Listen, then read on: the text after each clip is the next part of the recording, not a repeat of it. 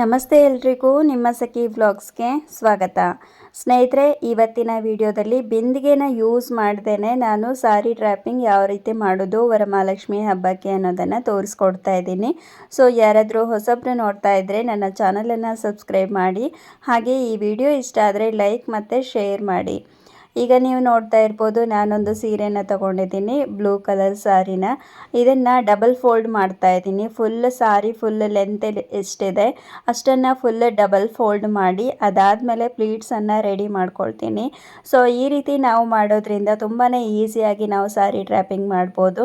ತುಂಬ ಅಂದರೆ ತುಂಬ ಈಸಿ ಆಗುತ್ತೆ. ಸೊ ಪ್ಲೀಟ್ಸ್ಗಳು ನೋಡ್ತಾ ಇರ್ಬೋದು, ತುಂಬ ಈಸಿಯಾಗಿ ಬರ್ತಾ ಇದೆ. ಸ್ವಲ್ಪ ಸ್ಟಿಫ್ ಆಗಿದೆ ಇದು ಸಾರಿ, ತುಂಬ ನೈಸಾಗಿ ಏನಿಲ್ಲ. ಹಾಗಾಗಿ ಇದು ತುಂಬಾ ಫೋಲ್ಡಿಂಗ್ ತುಂಬ ನೀಟಾಗಿ ನಿಲ್ಲುತ್ತೆ. ಸೊ ನಿಮಗೆ ಪ್ಲೀಟ್ಸನ್ನು ಫುಲ್ ಹಿಡಿಯೋದಕ್ಕೆ ಸಾಧ್ಯ ಆದರೆ ಫುಲ್ ಹಿಡ್ಕೊಳ್ಳಿ, ಇಲ್ಲ ಅಂದರೆ ಒಂದು 8 ಪ್ಲೀಟ್ಸ್ ಆದಮೇಲೆ ಕ್ಲಿಪ್ಪನ್ನು ಸೆಕ್ಯೂರ್ ಮಾಡಿ. ಬಟ್ಟೆ ಕ್ಲಿಪ್ ಇರುತ್ತಲ್ವ ಮನೆಯಲ್ಲಿ ಯೂಸ್ ಮಾಡೋದು, ಆ ಬಟ್ಟೆ ಕ್ಲಿಪ್ಗಳನ್ನು ಒಂದು 8 ಪ್ಲೀಟ್ಸ್ ಆದಮೇಲೆ ಈ ರೀತಿ ಸೆಕ್ಯೂರ್ ಮಾಡಿ.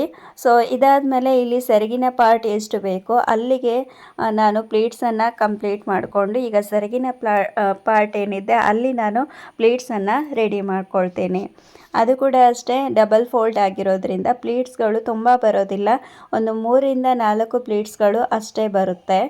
ತುಂಬಾ ಬೇಗ ಆಗೋಗುತ್ತೆ. ಮೊದಲೇ ಈ ರೀತಿ ಪ್ಲೀಟ್ ಮಾಡಿ ಇಟ್ಕೊಂಡ್ರೆ ನಮಗೆ ವರಮಹಾಲಕ್ಷ್ಮಿ ಪೂಜೆ ಇರೋ ಹೊತ್ತು ತುಂಬ ಬೇಗ ನಾವು ಸಾರಿ ಡ್ರಾಪಿಂಗ್ ಮಾಡಿ ಬಿಡ್ಬೋದು. ನೋಡ್ತಾ ಇರ್ಬೋದು ಎಷ್ಟು ನೀಟಾಗಿ ಸಾರಿ ಡ್ರಾಪಿಂಗ್ ಮಾಡ್ಬೋದು, ಪ್ಲೀಟ್ ಮಾಡಿ ಇಡ್ಬೋದು ಅಂತೇಳಿ. ಹಾಗೆ ಇದಕ್ಕೂ ಮುಂಚೆ 2 ವಿಡಿಯೋಗಳನ್ನು ಅಪ್ಲೋಡ್ ಮಾಡಿದ್ದೀನಿ ಸ್ನೇಹಿತರೆ. ಸೊ ಅದನ್ನು ಕೂಡ ನೋಡಿ, ಅದು ಕೂಡ ಹೆಲ್ಪ್ ಆಗುತ್ತೆ ನಿಮಗೆ ಸೀರೆ ಉಡ್ಸೋದಕ್ಕೆ. ಸೊ ಯಾವುದು ಇಷ್ಟ ಆಗುತ್ತೋ ಆ ರೀತಿ ನೀವು, ಯಾವುದು ಸುಲಭ ಆಗುತ್ತೋ ಆ ರೀತಿ ಸಾರಿ ಡ್ರಾಪಿಂಗ್ ಮಾಡ್ಬೋದು. ಸೊ ಈಗ ಅಲಂಕಾರ ಹೇಗೆ ಮಾಡೋದು, ಸಾರಿ ಡ್ರಾಪಿಂಗ್ ಯಾವ ಥರ ಮಾಡೋದು ಲಕ್ಷ್ಮಿಗೆ ಅನ್ನೋದನ್ನು ನೋಡೋಣ.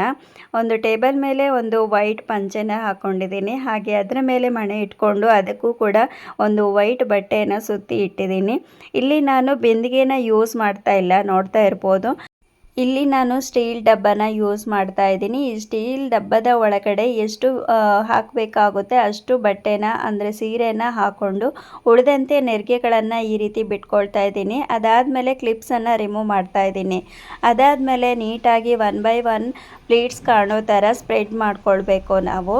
ತುಂಬಾ ಈಸಿ ಆಗುತ್ತೆ. ಈ ರೀತಿ ನಾವು ಸ್ಟೀಲ್ ಡಬ್ಬ ಯೂಸ್ ಮಾಡಿ ಮಾಡೋದ್ರಿಂದ ತುಂಬಾ ಬೇಗ ಆಗುತ್ತೆ ಮತ್ತು ಲುಕ್ ವೈಸ್ ಕೂಡ ನೋಡೋದಕ್ಕೂ ತುಂಬಾ ಚೆನ್ನಾಗಿ ಕಾಣುತ್ತೆ.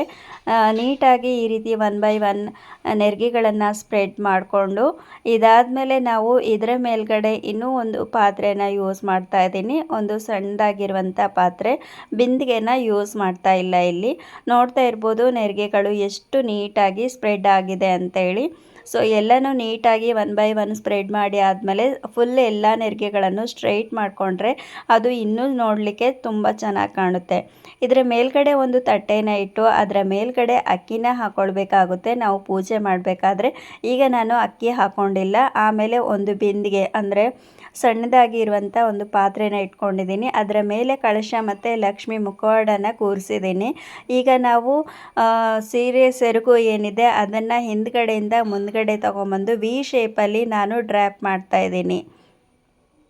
ವಿ ಶೇಪಲ್ಲಿ ಡ್ರ್ಯಾಪ್ ಮಾಡೋದ್ರಿಂದ ನಮಗೆ ಕೆಳಗಡೆ ನೆರಿಗೆಗಳು ಕೂಡ ತುಂಬ ನೀಟಾಗಿ ಕಾಣುತ್ತೆ, ಮುಚ್ಕೊಳ್ಳೋದಿಲ್ಲ, ಹೈಡ್ ಆಗೋದಿಲ್ಲ ನೆರಿಗೆಗಳು. ಸೊ ಈ ರೀತಿ ವಿ ಶೇಪಲ್ಲಿ ನಾನು ಪಿನ್ ಮಾಡ್ತಾ ಇದ್ದೀನಿ. ಸೊ ವಿ ಶೇಪಲ್ಲಿ ನಿಲ್ಲಬೇಕು ಅಂತಾದರೆ ನಾವು ಸೇಫ್ಟಿ ಪಿನ್ ಅಥವಾ ಗುಂಡ್ಸೂಚಿಯನ್ನು ಒಂದು ಹಾಕಬೇಕಾಗುತ್ತೆ.